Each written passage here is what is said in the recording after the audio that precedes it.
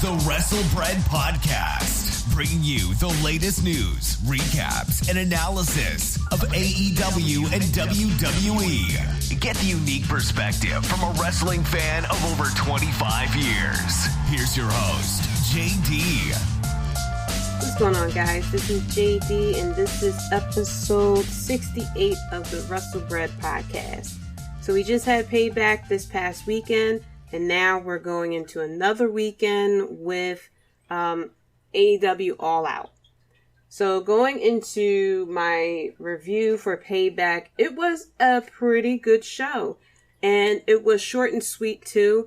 I felt like maybe some of the matches were a little too short, that we really didn't get a lot of storyline out of it. And there were some matches that felt like it could have stuck to Raw or SmackDown. But overall, it was a pretty good show. We had a pretty interesting ending with the Universal Championship.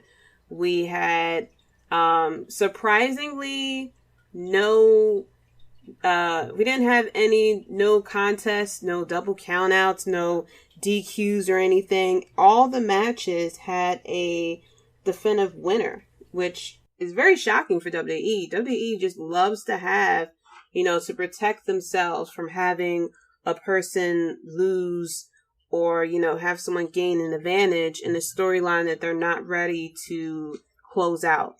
Starting off with the kickoff show, we had R-Truth showing up. He actually thought that he was late. He thought he was at Raw Talk, which, another pretty much a reenactment of what he normally does, where he shows up to something and he thinks it's something completely different.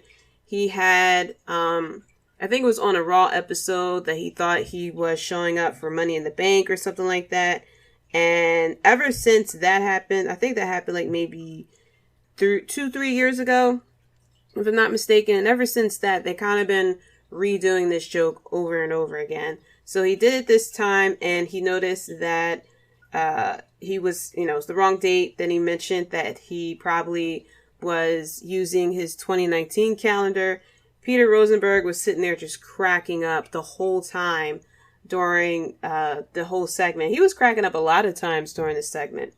On the kickoff panel, we had Jerry the King Lawler, we had Booker T, we had Charlie, we had JBL, and then we had Rosenberg. So it was not really cohesive. Charlie, I guess, was trying to be serious and really stick to discussing the matches, whereas though JBL and Booker T, Jerry Lawler and Rosenberg, they were making jokes, or they were like talking about something the other said. So it was just like, it was kind of unorganized. Not as organized as it normally is during when Renee was doing the kickoff shows, for comparison reasons. So on the kickoff show, we had Ruby Riott and Liv Morgan going against the IIconics. This match was only for 9 minutes long. The storyline with this match is if Ruby Riott and Liv Morgan can actually, get along, if Liv Morgan can trust Ruby Riott, because the IIconics kept telling Liv Morgan that Ruby doesn't care about her and she only cares about herself. Kind of weird start to the match where Ruby tagged herself into the match and then didn't really want to tag in Liv Morgan. There was another later on in the match, the IIconics really got a lot of offense in. Liv Morgan finally gets tagged in, and she gets a little bit of offense in. Then Ruby Riott comes in, and Ruby Riott was going for a tag. Billie Kay came over and went to grab Liv Morgan. Liv Morgan kicked Billie Kay, and she had her back turned, and Peyton had hit Liv Morgan in the back. And then when she turned around and was wondering what was going on, they started to say that it was actually Ruby who hit her. And for some reason, Liv Morgan actually started to believe them, which storyline, it really didn't make much sense that, you're going to listen to the people who you're in a match against. But you see Liv Morgan kind of jump down, and she's contemplating walking away from Ruby Riott. Ruby Riott starts to go for a tag, and Liv Morgan gets herself tagged in. There was a spot, though. I don't know if Peyton's shoulder was actually hurt. Liv Morgan did a double stomp to the back of Peyton, and Peyton's arm was still resting on a turnbuckle. And so after she gets the double stomps in the back, you see Peyton starts to grab at her shoulder. The match ends. Liv Morgan does her double knees into Ruby Riott's Riott kick. And 1, 2, 3, and Liv Morgan and Ruby Riott wins the match. They go off to the kickoff panel, and they started to talk about, how they should trust each other, and Ruby Riott cares for Liv Morgan, and JBL's big ass head was in the way. So you couldn't see Liv Morgan's face. Obviously, they told JBL to move his head out of the way, because you see him kind of back up a little bit. But by the time he did that, the segment was already over. So they go off, and that was pretty much the end of the kickoff show. So the start of the main card, we had Bobby Lashley going against Apollo Crews. We had the Hurt Business ringside sitting next to commentary. Apollo had a little bit of offense early on, and then Lashley turns around and, continues to get some offense. There was a part in the match where Apollo Crews was ringside and MVP and Shelton Benjamin are standing in his way, and he was acting like he was in front of like a brick wall or something. I thought he would, get in the ring and go across the ring to go attack Bobby Lashley, but he kind of stands there not really knowing what to do. Bobby Lashley goes to attack Apollo Crews, and that's when Bobby Lashley started to get a lot of momentum in the match. There was a spot where Bobby Lashley went and got a full Nelson onto Apollo Crews. Apollo Crews was able to get out of it. And then Apollo Crews goes to do a frog splash, which was with great elevation. I think Lashley either kicked out or the Hurt Business was able to distract the referee. Bobby Lashley then goes to do the full Nelson. Apollo Crews taps out, and Bobby Lashley is now the United States champion. The Hurt Business goes and MVP goes and grabs a photographer. They start to take pictures, and it was weird because then the screen goes into this like very weird photo screen, which was very stupid. And you see them kind of like pose. They do the, Wakanda Forever pose, which I thought was cool. But it was just, I don't know, it just came off very silly when it should have been a very serious moment that, you got the Hurt Biz, who has been using Raw Underground to display their dominance. Afterwards, we had Apollo Crews, who attacks Bobby Lashley from behind, which was kind of heelish, I have to say. And he starts saying that he is going to get his title back. And he vows to get his title back. So we'll see the development of this rivalry as, Apollo Crews goes to try to go after his title again. Next up, we have Big E and Sheamus. This match lasted for 12 minutes. The purpose of this match was all about Big E getting his dominance and showing that he can be serious. Now, this was a match that felt as though it could have been, saved for SmackDown. Maybe we could have got Jeff Hardy and AJ Styles to take place with this. This match lasted for 12 minutes. And it really was Sheamus getting the offense a little early and then Big E coming back. Big E had missed a splash on the apron early on in the match, and that's when Sheamus started to get a bit of offense. Sheamus was working the knee of Big E to try to get more momentum. And in the end, Big E was able to win the match. He goes over to Corey Graves, tells everyone that, pretty much not to discredit him, not to discredit his talent, that he can be serious if he wants to. But he's always going to stay the same. He's going to be himself. That was his whole point. After that, we had Matt Riddle versus Baron Corbin. A very interesting thing that WWE decides to do. Matt Riddle was getting interviewed backstage, and he was asked about Baron Corbin's tweet. And apparently Baron Corbin had tweeted out that he was going to prove that Matt Riddle is a failure as a man. By the way, he's already a failure at home, which I think is something they really shouldn't touch on. I don't think they should bring in the allegations of Matt Riddle, cheating and being accused of sexual assault into a damn storyline. I can slightly understand if this was just a story of Matt Riddle cheating on his wife that came out, but this whole story with the accusation of Matt Riddle came out, and one of the biggest stories of wrestling to date. It was the hashtag speaking out of women and men who bravely came forward to talk about their sexual assaults, and Matt Riddle was involved in it, to the point that people felt as though that Matt Riddle should be let go, he should be suspended, something should happen to him, which nothing did. Matt Riddle then comes out and says he admits that he did sleep with a woman and had an affair with her, but that he did not have, it wasn't sexual assault. And I think it's very, I would have to say, disrespectful of WWE to take that and to turn it into a storyline. It feels like it's a slap in the face. Whether he actually did it or not, it's still a slap in the face to the accuser. It's a slap in the face to all the women out there who had stepped forward to talk about their story, and for WWE to kind of take something so serious and turn it into a silly storyline. It's very out of touch. It's disrespectful, I have to say. So I think it's a bit tasteless and, classless that they are turning this into a storyline.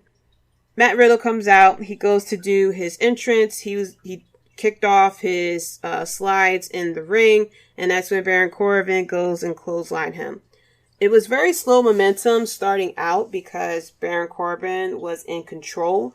But as Matt Riddle gains control, the match started to gain speed. Now, this match lasted for 10 minutes. Matt Riddle does the go to sleep, a lot of knee strikes, and of course, a lot of his MMA type of move sets that he loves to do. In the end, Matt Riddle does the floating bro and gets the win. He gets interviewed, I think, backstage, or he was seen backstage, and that's when Baron Corbin goes to attack him again. So we will be continuing this storyline, in the next coming weeks. After this, we had Sasha Banks and Bayley versus Nia Jax and Shayna Baszler. Nia Jax wearing a Tamina shirt, a shout out to her cousin.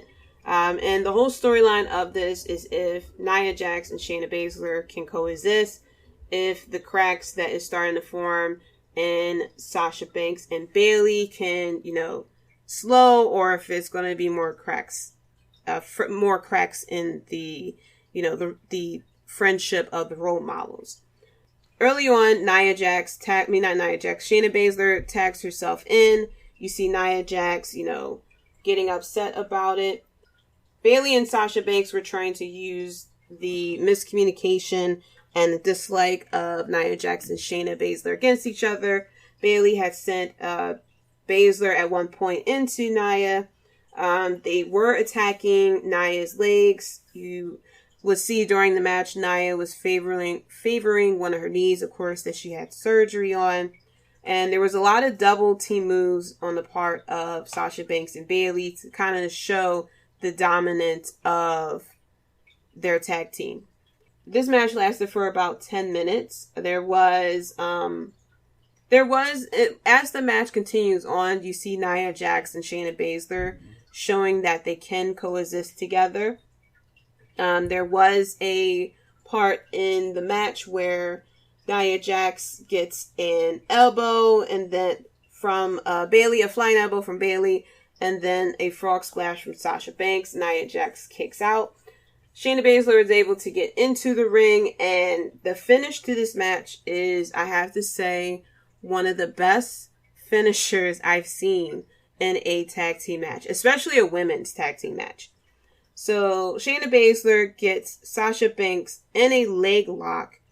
Bayley goes to attack Shayna Baszler, and Shayna, then she gets Bayley in a Kirifuda clutch, and Sasha Banks is, trying to get herself out of the hole, so she goes to punch Shayna Baszler. Shayna Baszler catches Sasha Banks' arm, puts her arm over Bayley's neck, and is choking out Bayley with Sasha Banks' arm. It was the most beautiful double finisher I've ever seen.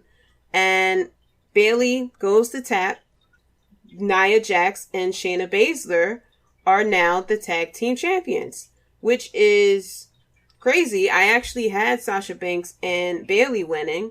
But I guess, the story of this is to have, no belt Banks and one belt Bayley. I'm fine with Nia and Shayna Baszler winning the titles, even though it's a bit weird. Afterwards, Nia Jax, of course, was celebrating so hard. Of course, this had to do with the fact that, everybody was talking crap about her, saying, botchamania, basically, that she is. And you see Nia Jax all up in camera, laughing and putting the belts in the camera and everything. So it's just very weird that they won the titles. Interesting to see how this plays out with the rivalry between these two, because they were both going after the titles and they both don't like each other. My only slight problem is that individually, Shayna Baszler and Nia Jax are powerful. They are. My problem is that together as a tag team, they really shouldn't have defeated Nia Jax and Sasha, not easily, but, being able to go toe-to-toe with them. There should have been a lot more miscommunication between Nia and Shayna, because this is the first time that they're tagging with each other, whereas though Sasha Banks and Bayley had been a tag team for so long, and then even before that, them being friends because they're part of the Four Horsewomen. So I don't know if storyline wise, if it's as believable of Nia Jax and Shayna being as good of a tag team as Sasha Banks and Bayley. Now, individually is believable of, especially the ending there with Shayna Baszler putting both of them in a submission at the same time and using one to assist in the submission to get the other to tap. I mean, that in itself is crazy. So I'm kind of like taking a peek at Raw right now, and it's like, what type of conversation do you have after that? It's like, yo, you made me tap out. Like, your arm was across my throat and you made me tap out. So this match, I think I already said it was only for 10 minutes. It felt pretty quick. I think this match could have got a little bit more time to kind of put in more of a story of the miscommunication that would have been with Nia Jax and Shayna Baszler. After that, we had Randy Orton and Keith Lee. This match lasted for 6 minutes. It's just crazy how short these matches were. Like, this pay-per-view kind of flew by pretty quick, which I don't have a problem with how short the pay-per-view was. I kind of have a problem with how short the matches were, because I feel like it really wasn't that much of time given for storyline wise. So with Randy Orton and Keith Lee only given 6 minutes really for this match, you really didn't get a lot out of it. So Randy Orton starts off with giving Keith Lee hard chops. First of all, Keith Lee still has the same music, and I'm hearing a different story now that the reason why Keith Lee doesn't have his music is because his music was done by a group called CFO, and WWE had stopped doing business with this group. And apparently they separated on very bad terms. So they don't want to pay any more royalties to this group, which is another reason why Seth Rollins had his music change from the Burn It Down to now this Messiah type music. So if that is the actual story, that makes a lot more sense than what I've been hearing as to why Keith Lee got his music changed. I'm just hoping that he gets something different besides the discount Brock Lesnar theme. His gear looked a lot better. He came out. Now, a lot of people had issues with his gear that he was wearing to the ring. I thought it was a tribute to to Black Panther. I kind of got those vibes. People are saying that it was something else that may have been more of I think it was an anime, that if I remember correctly, which also makes sense too, that maybe this was just special gear for the pay-per-view, not, his regular gear. So, like I had said, starting out the match, Randy Orton was giving hard chops to Keith Lee, telling him, pretty much hyping him up and everything. You see Randy Orton kind of shake his hand because of how hard he kept hitting Keith Lee. Keith Lee got a little bit of offense going, but it was mainly Randy Orton starting out. There was a little bit of back and forth. Keith Lee starting to show his dominance, but in the end, like I said, this was a very short match. In the end, Keith Lee does the Spirit Bomb. Actually, it was Randy Orton who attempted to do an RKO. Keith Lee counters it and then does the Spirit Bomb. Gets the pin, 1, 2, 3, and Keith Lee wins the match cleanly. Clean as a whistle, which is very shocking to me. But, Keith Lee deserves it to get this win. I was going for Randy Orton, honestly, because I felt as though Randy Orton was going to get the momentum going to go back after Drew McIntyre. That's how I kind of had it going. But, Keith Lee definitely deserved the win, especially the fact that this is his first big match on the main roster. For him to get this win, to kind of get the momentum going and kind of to start showing his dominance. There was a segment early on in the pay-per-view where Keith Lee was in a locker room and he gets a visitor. He, makes this face that he was excited of who was coming, and it was actually JBL. And it was a bit of a weird segment to me because JBL was coming in saying that Randy Orton is one of the greatest of all time. So if you were to lose, don't feel bad because you're going against one of the greatest. It was, like I said, it was a bit of a weird segment with JBL coming to seek out Keith Lee to talk to him about it. I don't know. Because it's not really that often that we had segments of JBL going backstage to talk to people, to give them advice. I would have expected for Booker T probably to give him this advice, or maybe even Drew McIntyre himself, because he just, fought Randy Orton.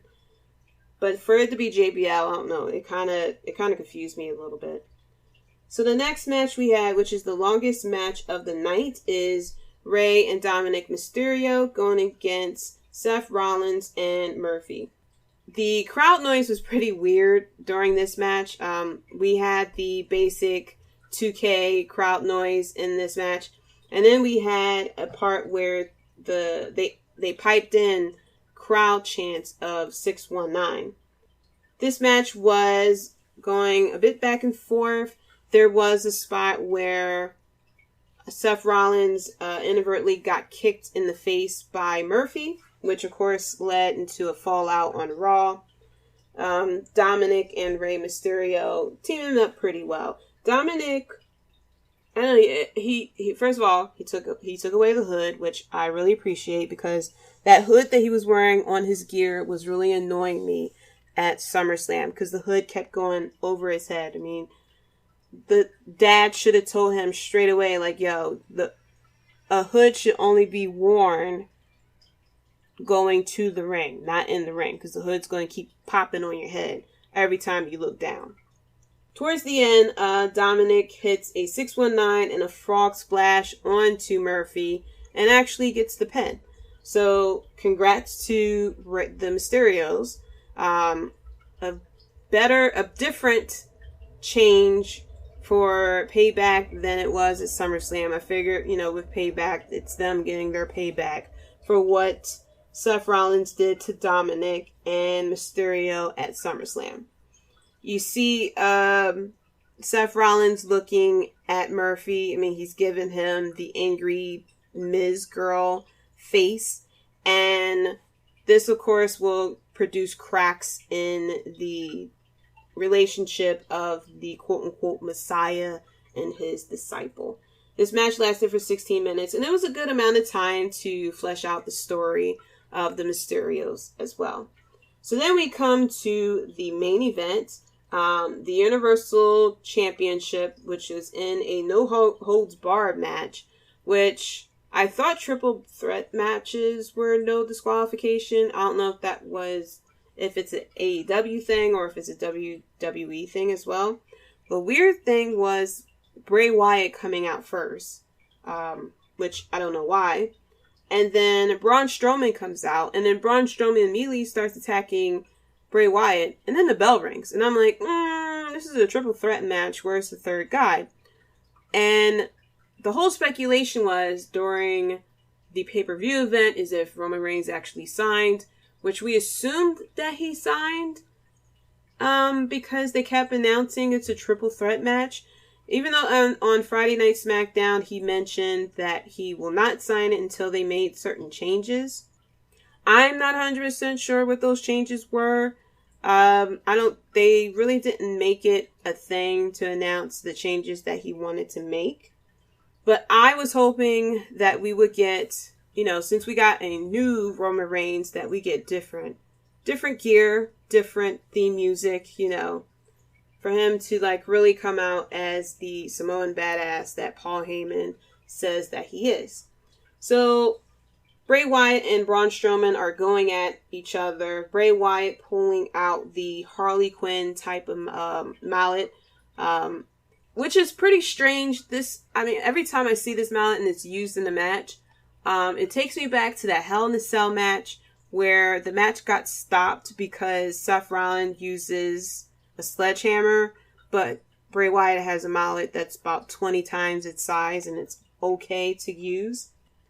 But like I said, Braun Strowman and Bray Wyatt going back and forth with each other. Braun Strowman taking Bray Wyatt up the ramp and throwing Bray Wyatt into the LED stage board.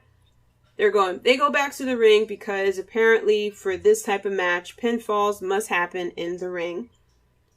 Bray Wyatt ends up on the top rope. I forgot what Braun Strowman was trying to do. But Bray Wyatt counters it with a suplex. And then we get the reenactment of Braun Strowman and Big Show where the ring collapse, which of course was done before that as well. God bless Charles Robinson, who sells the fact that the ring collapsed. The top rope, the ropes on the side where he's at really didn't collapse so that far down. So you see him lean against the ropes and then he hops up so that he could fall over the rope. And the way he fell back, I hope he's okay. Because it looked like he landed either on the back of his neck or he landed straight on his head the way he fell. Kudos to him for overselling the ring collapsing. At this point, we get the dun-dun, and I'm like, oh no, he got the same theme music. But I guess we can't really blame WWE for trying to come up with new theme music on, a week's notice, which I think would have been, just enough time for him to get some new music. But I guess, all good things must wait. If they're going to give him some new music, I would rather for him to get better music, on SmackDown for whatever, rather than them to give him some generic ass music at Payback. So Roman Reigns comes out He comes out with a chair and Paul Heyman. Paul Heyman has the contract in his hand, and Roman Reigns signs the contract right then and there. I love it. You know, triple threat match. He doesn't sign the contract until about 8 minutes into the match, and now it's a triple threat match. So Roman Reigns comes in with the chair. Then he noticed that the ring collapsed. Both men are down. He goes to pin Bray Wyatt. He sees there's no ref. He calls out for Paul to send down a ref. A ref comes in. He goes to count 1, 2, kick out. He goes to pin Bray Wyatt again. 1, 2, kick out. He goes to pin Braun Strowman. 1, 2, kick out. And that's when Roman Reigns gets a little frustrated because he thought this would be an easy win. So he goes to grab the chair. He starts giving chair shots to Braun Strowman. The Fiend attacks Roman Reigns by giving him the Mandible Claw. And then Roman Reigns give the Fiend a low blow. So I guess, you know, no matter how scary or menacing or, you know, magical you are, I mean, we've seen the Fiend get up from chair shots and finishers, but kick him in the balls, he's as good as any other man. So he gets the low blow. The Fiend, you know, grabs at his balls, falls out of the ring. Roman Reigns gives Braun Strowman a spear. He covers him. And my favorite part of the match, I don't know if it happened at this point or if it happened before, but you see Roman Reigns yell at the ref, "Count, bitch." I love it. I hope he says it. I hope Roman Reigns tells the ref, "Count, bitch," after every finish. Whenever he does a finisher and he goes for the pin for the win, he should say "Count, bitch" to every referee. But Roman Reigns covers Braun Strowman, 1, 2, 3, and we have a new United States champion. And it is heel Reigns. So I picked Roman Reigns to win. As much as I like Bray Wyatt, I feel as though the character of the Fiend is strong enough to not have a title. Like I had said when the Fiend was going after the title, that I felt as though it was too soon. And that his character really shouldn't care about the title. Now, Bray Wyatt, the Firefly Funhouse Bray Wyatt should care about a title. But I don't think the Fiend should care about the title because all the Fiend cares about is, you know, chaos, hurting, and healing. So I don't think he should really care about the title as much. Now, an interesting thing that happened during this match, you see Alexa Bliss watching the match from backstage, and she has the Harley Quinn pigtails, and you see I think it's a lock that she has in her hair, and she's twisting it while she is watching the screen. So a lot more development with Alexa Bliss happening. An interesting thing that I read, I forgot where I read it from, but there was an interesting take on what's happening with Alexa Bliss. So every time someone has faced the Fiend, they either get healed. Well, yeah, they get healed, basically. Seth Rollins turning to the Messiah. Finn Balor going to NXT and turning to heel Finn Balor. We had Daniel Bryan, who went back to the Yes Movement. We had Braun Strowman, who gets crazy. The interesting thing with Alexa Bliss is that she didn't technically face the Fiend. She was attacked by the Fiend, but it wasn't that she was in a match. So what's happening with her is more psychological, because she's entranced and someone said possessed, but I don't think she's possessed by him. I think she's infatuated with the Fiend's presence because at first she found him menacing, scary, and things like that. But once she, gets close enough to him, you saw that she caressed his face. So I feel as though, and I had said this before, that she's turning into a Harley Quinn type of character. Not exactly, not exactly like actual Harley Quinn. But what I mean by that is someone who's infatuated with a psychologically disturbed person, to where as though said person don't really care too much for her. that the affection is coming more from her end than it is from his end. And you see her changing to match the Fiend. If I'm not mistaken, when she was watching the match, she was wearing a leather jacket, which is something that the Fiend wears to the ring. He wears black and he wears a leather jacket. And she's wearing the pigtails and she's getting the locks. So it looks like she is watching, she's like slowly transforming into, you know, a disciple for the Fiend, I guess I should say. But all in all, this match was pretty good. It was only for 12 minutes. It was a lot quicker, of course, once Roman Reigns came out, because Roman Reigns really wanted to get the easy win. Can't wait to see the fallout of what happens in SmackDown. What I don't want to happen is for Roman Reigns to like use Paul Heyman, quote unquote, just to get the title, just for him to turn back to a face. I want heel Reigns to be heel. Now the rumor is that Roman Reigns is supposed to be the top heel with SmackDown, and Bray Wyatt is supposed to be the top face. Which is interesting because if Alexa Bliss goes to follow the Fiend, she would be considered a heel because she will be turning on Nikki Cross, who is a face. So I hope that Roman Reigns, you know, stays as a heel, change his music, change up his look, have him do a lot more heel things. What he did in this triple threat match was pretty much perfect as far as the type of heel he would be. He has to definitely come at the Roman Empire, quote unquote.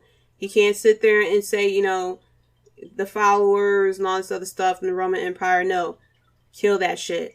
Let the Roman Empire fall. Wreck everyone and leave. I can't wait for him to cut a promo coming at people. So I can't wait to see, you know, how he's going to be. I mean, for so many years, we got this face Roman Reigns where, you know, he is, you know, I'm not a good guy, I'm not a bad guy, I'm just a guy, you know, just a guy standing in the corner, you know, just getting all these title shots out of nowhere. I'm sorry, I'm watching Raw as I'm recording this. I don't know what Keith Lee is wearing. Oh, okay, the jacket is the silhouette. Okay. I can't really tell what he's wearing, but it looks like his jacket is on backwards because it looks like it's the silhouette, but his jacket is open. It's an open vest. But like I said, Roman Reigns should definitely stick as a heel and not switch back at all. Not anytime soon. So people are wondering, why is Roman Reigns with Paul Heyman? So some of the rumors that has come out, first of all, Brock Lesnar is now a free agent. His negotiations for a new contract with WWE is on pause, mainly because he's not willing to work during the coronavirus. He rather, like I had said, stay at home with his hot wife and start chopping trees. So because of that, you know, there's not really much for Paul Heyman to do, so he needs something to do, so he is with Roman Reigns. Which I hope that they're connecting. I hope they're going to connect the whole storyline of, you know, Paul Heyman being on the other side of Roman Reigns. And because of Roman Reigns and Brock Lesnar going against each other so many times, that Paul Heyman pretty much knows Roman Reigns. He knows his weaknesses. He knows his strengths. And he decided to go to Roman Reigns and say, I know how to help you get back on top. You know, all these years you've been going after the title, and every single time you've fallen short. Either Brock Lesnar won or this happened. You had to give up your title, this, that, and the third. And I believe that you are a Samoan badass, just like Paul Heyman has said plenty of times before. Or that Roman Reigns would sit there and say, you know, Paul Heyman has, you know, led Brock Lesnar through so many title reigns, this, that, and the third. And I felt as though that it's my time to shine. And I've tried to do it the right way and be a good guy. And I've come to realize that that's not the way to go. So I decided to go with Paul Heyman. I wonder if that's the direction that they're going to go. I would love for it to be some type of long-term booking because of the rivalry between him and Brock Lesnar. Another person who is done is Mauro Ranallo. His contract has expired. He hasn't renewed his contract. And it was a mutual, agreement between him and WWE for them to be done. And we have seen Wade Barrett has come back to do commentary with NXT. So I wish him all the best. Now, of course, because these two people are either a free agent or they're done with WWE, everybody is saying for them to go to AEW. Now, first of all, I don't agree for Mauro to go to AEW. I don't agree for Renee Young to go to AEW either. I know that her husband is there. My issue is that as far as commentators, AEW has too many people. I had talked about this with some friends of mine, and I had said that the thing is with AEW, they have a lot of commentators who are former play-by-play guys. Jim Ross, Tony Schiavone, Excalibur, Taz, all these people were the play-by-play guys for different companies. And they were used to, telling stories, pretty much talking about what's in the ring. And so now that you have all these guys together, normally it's one play-by-play guy and then the others are pretty much reaction or, bringing up side conversations or something like that. When you have three people who are used to calling play-by-play, move-by-move, bringing up the stories that's happening in the ring, the stories that's happening in real life, it gets a little difficult. And what's been happening with AEW is you get them talking over each other, one repeats something, and it's just like too much. So if you bring in Mauro or even Renee, it's just going to be too much. They have too many people. Where are they going to put them? Unless AEW brings up a second show on TV like they had said they were going to do, there's no need to add any more commentators. There really isn't. I think that Mauro is going to go back to MMA or UFC. I think Renee may either go to a sports show on ESPN or something like that, or she's going to do her own thing. But I don't think they need to go to AEW. Now, as far as Brock Lesnar really don't need to go to AEW. First of all, Brock Lesnar is going to want too much money. He is so used to having full-time money on part-time work. So there's no way the AEW is going to sit there and give him all this money and to have him say, only want to work 6 times a year. Brock Lesnar is too big of a draw for AEW to give him that type of contract, because they're going to want Brock Lesnar to appear as much as he can, as much as they want him to, so that they can get more eyes on their promotion. You sit there and get someone like Brock Lesnar, and you have the chance to bring in a hell of a lot more viewers for someone who is such a big draw. You're not going to have him wrestle 3-4 times a year. No, you're going to have him in storylines. You're going to have him, appear on screen as many times as you can. So I think what's going to happen is Brock Lesnar is just going to live life right now, and he's going to stick with WWE, because why give up that type of contract? I mean, that is a contract that people will die for, that you get full-time money and you get to pick and choose when you want to work, and you don't have to work, you don't have to work every day. You don't have to do house shows.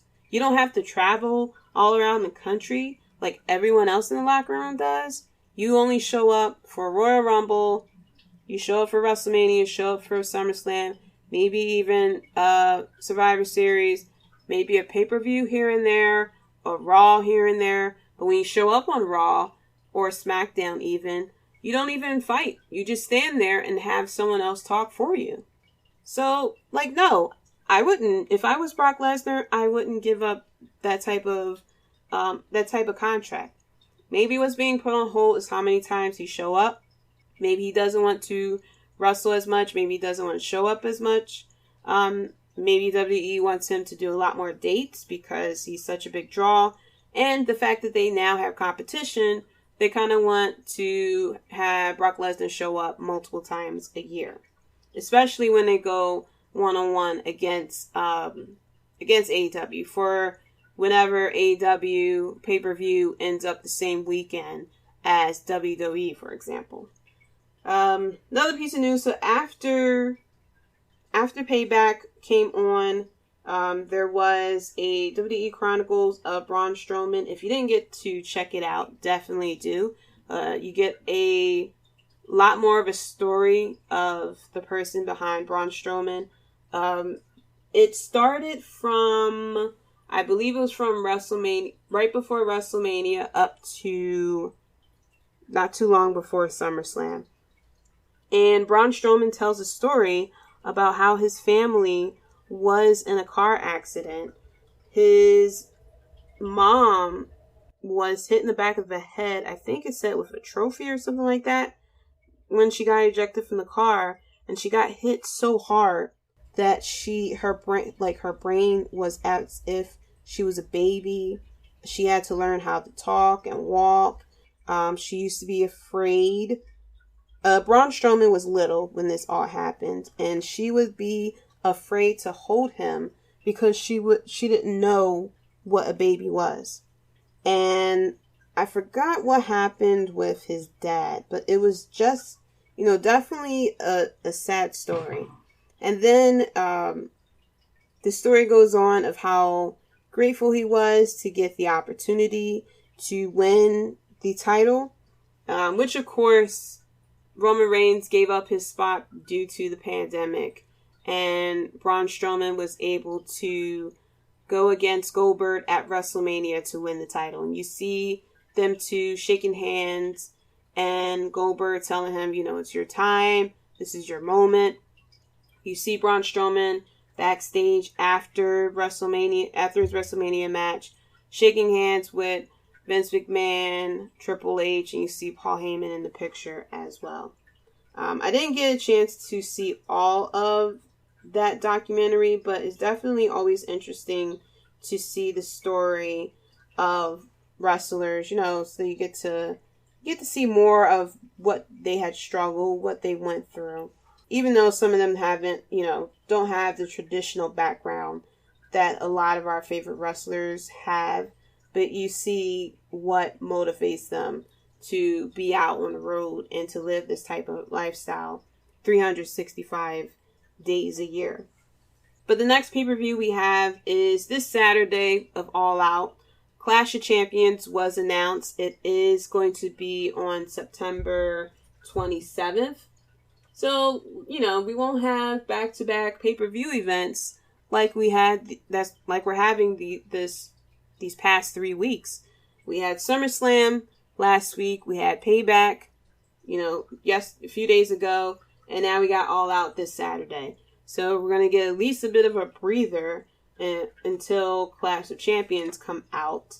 And we'll get to see the fallout of what happened with the Universal match with Big E. And I'm seeing Retribution is once again out on Raw. So I'm very confused because, if I'm not mistaken, Raw is taking place at the WWE Thunderdome, the WWE Thunderdome, which is the same place that had SmackDown and Payback. So I don't know what is the difference between these pay-per-views and Raw and SmackDown that Retribution now shows up. Maybe they only do Monday through Fridays. Maybe, they chill out on Saturdays and Sundays. Maybe they don't want to riot and cause chaos on the weekends. Maybe it's their time to rest and, do some yoga, do some stretching, practice their spray painting skills. Who knows? People were saying that maybe Roman Reigns is the leader of Retribution, which would be an interesting take. I see that Retribution has multiplied in numbers once more. And I'm hearing another rumor that is actually NXT stars who are filling in. I just don't know what the end game is going to be. Oh, that was sloppy. I just don't know what the end game is going to be. with Retribution. If Roman Reigns is said to be the leader, then what is the point of Retribution then? If Roman Reigns is upset at him having to give up his title, if he's upset at the way he was treated during the pandemic, because Retribution isn't discriminating of who they're attacking. But I'm going to wait for, the reveal. I'm all for the slow burn, the being patient for the reveal. That was a good sell by Seth Rollins. RKO. I'm sorry, I'm watching Raw while recording, and I'm just reacting to it all. But I'm willing to wait to see what happens with Retribution. Who are the members? Who is the leader? What is their purpose? I really hope that this does not turn out to be Nexus 2.0, because that would be so disappointing. And a part of me will not put it past WWE to do some crap with Retribution as well. So that's it for the WrestleBread podcast. Oh, we just got a match announced for Clash of Champions. We're going to have Drew McIntyre versus Randy Orton again. Yay, boom, boom, boom. But that's it for the WrestleBread podcast. Thank you so much for listening. Be sure to follow me on Twitter at Jaydee Talks, JAYDEE Talks, and follow the podcast at WrestleBread as well. Let me know your thoughts of Payback. If you appreciated that it was a lot shorter, I'm sure we all remember the days of WrestleMania being 8 hours long, ending at midnight when a lot of us had to work the next day. Our poor friend overseas who had to wake up in the middle of the night to watch WrestleMania and had to probably stop watching WrestleMania so they can get dressed to go to work as well. Shout out to Julian and Rob Bass at the Wrestling Court Podcast and AlternativeMinds.com. Keita and Jay from the Keita and Jay Show. Chris from We Talk Next Podcast, which is featured on the Keita and Jay Show as well. Nando and Larry from Half K Podcast. Devin and Hafiz from Clark Street Wrestling. My guys over at Powerbomb Jitsu as well. Be sure to check all these podcasts out on wherever you listen to your podcast. So I'll be coming out with another episode this week with predictions for All Out pay-per-view from AEW. I'll also be going over the fallout on Raw, NXT, and what the go-home show for AEW Dynamite as well. And then a week from now, I will be giving my review of All Out and also the fallout that happened on SmackDown as well. Thank you for listening, and until next time, guys, peace. Thanks for listening. If you enjoyed the show, be sure to subscribe and leave a review. Check us out at WrestleBread.com and subscribe to WrestleBread on YouTube for more breaking news and JD's opinions.